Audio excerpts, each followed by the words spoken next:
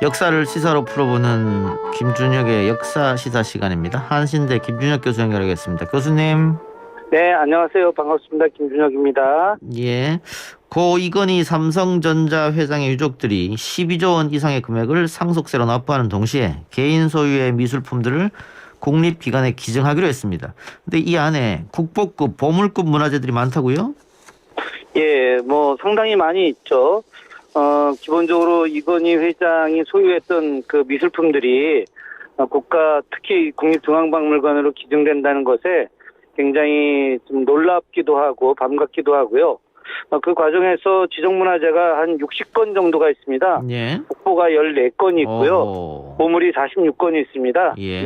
굉장하죠. 개인이 소유하고 있는데 국보 14건에 보물 46건이라고 하는 것은 엄청난 건데요. 예. 특히나 겸재정선의 인왕제색도 국보 216호로 되어 있고요. 예. 또 국보 217호였던 금강전도도 같이 있고요. 예. 안원 김홍도 선생이 그렸던 추성부도 보물 1393호가 있고 고려부라 천수가는 보살도 보물 2015호로 지정된 게 있는데 정말 엄청난 그런 그 미술품들, 문화재들이 소유하고 있었습니다. 예.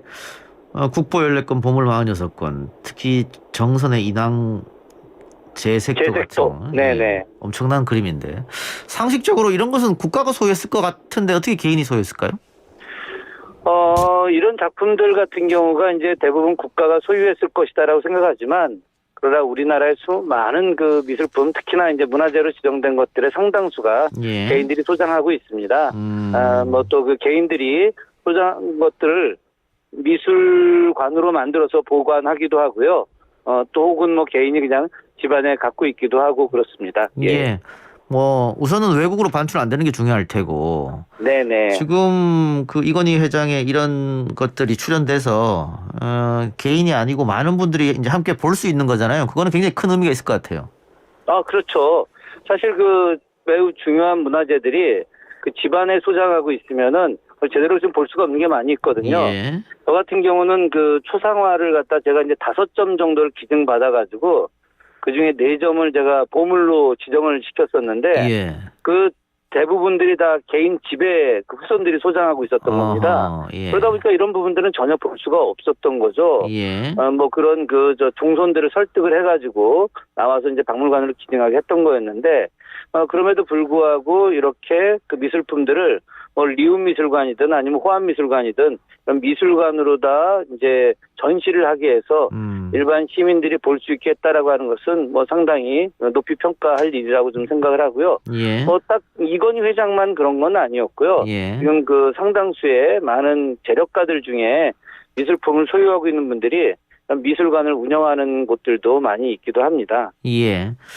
알겠습니다. 최근 구례 화엄사의 목조 비로자나 삼신 불자상이 국보 승격 예고가 됐다 이런 얘기가 있던데. 네네.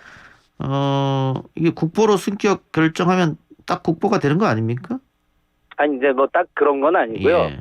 사실은 대부분 99.9%는 문화재청이 그 국보 지정을 예고를 하면 다 국보가 되는 거죠. 그러나 이제 혹여라도 요즘 이제 많은 분들의 문제 제기가 있을 수 있고 혹은 전문가들의 판단 문제에 있어서도 오류가 있을 수 있기 때문에 예. 이제 국보 지정 예고를 하고 나서 이제 다른 전문가들의 의견을 듣는다든가 아니면 또 관련된 그 분들의 의견을 들어서 문제점을 확인하는 경우들을 이제 하는 거죠. 보통 이제 한 달 정도 이렇게 지정 예고를 하고 문제점을 접수받는데 제가 지금까지 알고 있는 거로는 특별히 문제점을 지적받아갖고 그 국보 지정 예고를 철회했다는 거는 들어본 적은 없어요. 네. 근데 이 방금 얘기한 목조 삼신불자상 원래 보물이었지 않습니까? 네네, 그렇습니다. 보물에서 네. 국보로 올리는 이유가 있습니까? 그렇죠. 이게 그 2008년에 보물로 지정이 됐어요. 예. 사실은 그 2008년에 보물로 지정된 것도 굉장히 저는 늦게 지정이 됐다고 생각을 하고 있는데, 근데 이제 기본적으로 이 목조 삼신자불상이 나무로 만든 건데 높이가 3m나 됩니다. 그러니까 현존하는 우리나라 그 나무로 만든 불상 중에서 가장 큰 불상이라고 할 수 있죠. 만약에 이제 이게 청동으로 만들었다거나 아니면 흙으로 만들었다거나 하면은 이렇게 3m가 되는 큰 불상을 만들 수 있었을 텐데 나무로 만든 것들은 흔치 않거든요. 네. 그렇기 때문에 그런 그 문화적 가치가 있는 것이고, 그래서 당시에도 이제 보물로 지정이 되면서 실제로 이제 삼신불이라고 하는 것이 화엄경에 나오는 불상들인데, 예. 이렇게 삼신불로 온전하게 조성된 곳이 이 화엄사밖에 없었거든요.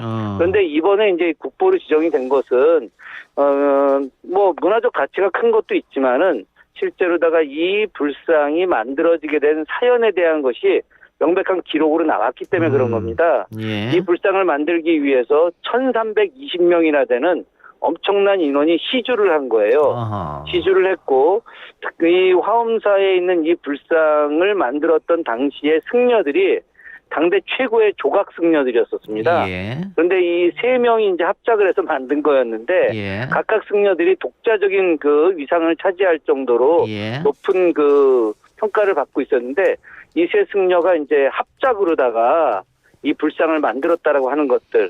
그러니까 조선 중기 이후에 이제 후기로 넘어가는 과정에서 당대 최고의 조각 승려들이 함께 모여서 하나의 작품을 만들었다라고 하는 것은 우리나라 미술사에서 매우 특별한 일이기 때문에, 거기에 더해서 1320명이나 되는 많은 사람들이 시주를 했고 그 명단이 고스란히 나왔기 때문에 그것은 문화적 가치가 더 크다라고 판단해서 국보로 지정을 하게 된 거죠.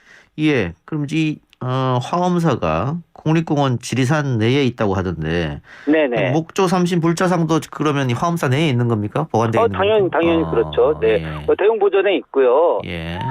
사실은 화엄사 안에는 각황전이라고 해서 비로자나무를 모시고 있는 그 전각이 국보로 지정돼 있어요. 전각 자체가. 장각 자체가. 예, 국보로 지정돼 있고, 또 뭐 화엄사 사자 석탑 뭐 이런 매우 중요한 유물들이 다 있는 매우 특별한 곳이기도 하죠. 예. 근데 뭐 기본적으로 이 화엄사가 예. 말 그대로 이제 화엄이라고 하는 것이 화엄경에서 나온 말 아니겠습니까? 예. 이 화엄 10차리라고 하는 게 있어요.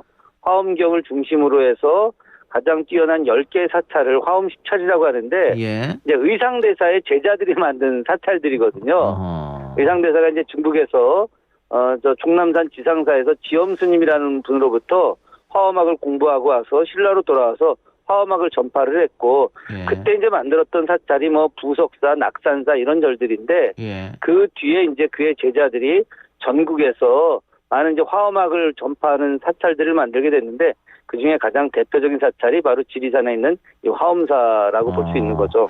근데 이게 그러면 한 1500년 이상 된 것 같은데. 이거는 710년경쯤 만들어진 겁니다. 예. 경도광 때 만들어진 건데요. 예. 그러니까 신라가 통일하고 난 이후에 가장 중요하게 만들었던 어떤 신라의 굉장히 중요한 공력을 들여서 만들었던 사찰로 봐야 되겠죠. 예. 그런데 이제 안타깝게 이 사찰이 이제 임진왜란 때 불타버렸어요. 아. 네, 만약에 그때 임진왜란 때 불타지 않았다고 한다면 오늘날 그 모습이 그대로 유지될 수 있었거든요. 사실 이 화엄사 같은 경우는 그 6.25 때 불타지 않았거든요. 예. 당시에 이제 그 6.25 때 차이력이라고 하는 총경이 지리산 토벌대장으로 갔었을 때 여기를 그 불 질러야 된다라고 하는 명령이 내려왔는데, 화엄사가 천년고찰이고 굉장히 중요한 곳인데 예. 이곳을 어찌 불 지르느냐라고 해서 차이력 총경이 화엄사를 보존하게 했거든요. 예. 만약에 당시에 그런 결단이 없었다고 한다면 현재 우리가 국보로 지정되는 이 문화재는 전혀 존재할 수가 없었던 거죠. 예. 그래서 우리가 그 전쟁이나 전란이 워낙 많은 국가여서 어떻게 이렇게 오래된 사찰이 보존돼 있었을까 궁금했었는데 임진왜란한테 한번 화제가 났었군요. 예. 네, 임진왜란 때 한번 화제 났고, 당시 이제 숙종 때 그때 이제 그 벼감각성이라고 하는 승려가 이 사찰을 좀 복원 주도를 했거든요. 예. 아까 그 1320명이라고 하는 명단이, 시주 명단이 나온 것은 그 삼신불상을 갖다가 만들기 위한 명단이라기보다 화엄사 복원 자체를 하는데 시주했던 사람들이었고요. 실제로 이 벼감각성이라고 하는 분은 이제 인조 때부터 활동했던 승려였는데, 그 유명한 남한산성 축성의 책임자였었습니다. 아하, 예. 그런데 이제 이분이 남한산성 축성하고 난 이후에 전국의 중요한 사찰들을 이렇게 복원하러 다녔는데, 또 이 화엄사 말고 복원했던 게 이제 속리산에 있는 법주사. 예. 이 법주사도 이제 벼감각성에 의해서 만들어졌고요.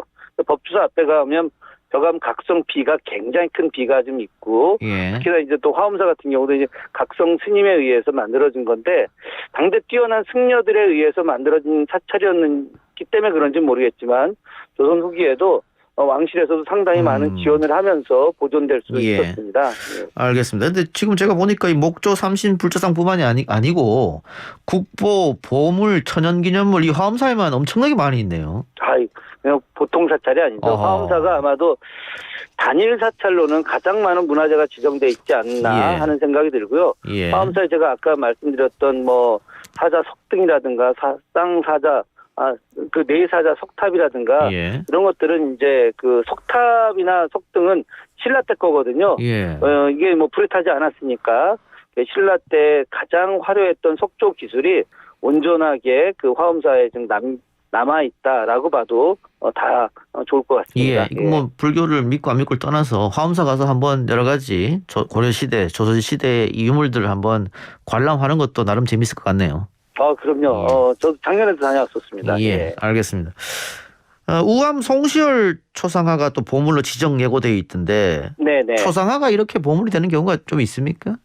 뭐 아주 많지는 않지만 그래도 초상화가 보물로 지정된 것들이 꽤 있기는 합니다. 예. 근데 전 개인적으로 우암 송시열 초상화가 보물로 지정된 것이 너무 좀 늦지 않았나 하는 생각이 좀 들더라고요. 예.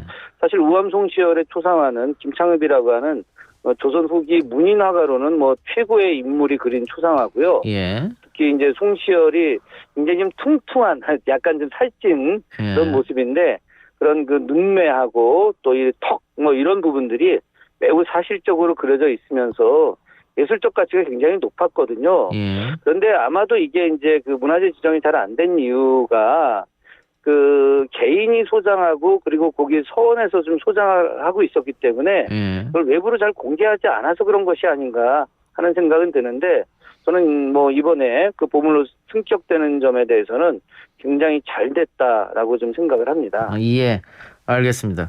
근데 아까 저희가 화엄사 얘기를 잠깐 했습니다만 우리나라 보물의 대부분이 불교 문화재다.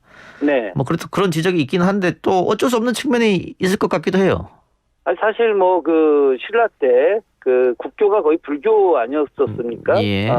그리고 고려 시대 때도 그렇죠. 불교가 국교였기 때문에 그 시기에 만들어졌던 수많은 문화재들이 현존 남아 있는데 뭐 그걸 갖다가 아무래도 연도가 오래되다 보니까 예. 그보다 보물로 지정이 많이 될 수밖에 없는 것이고 예. 그것이 불교 유적 중심으로 되어 있다라고 이렇게 이야기하는 것은 좀 무리가 있는 해석일 수 있습니다. 예. 알겠습니다. 오늘 뭐 국보 보물 얘기하니까 갑자기 생각났는데 한때 그 청주에서 직지 찾기 운동도 열심히 했는데 네. 아직 못 찾으신 거죠? 아닙니다. 직지는 예. 프랑스 국립박물관에 있습니다. 예. 제가 직접 2016년에 가서 봤고요. 예.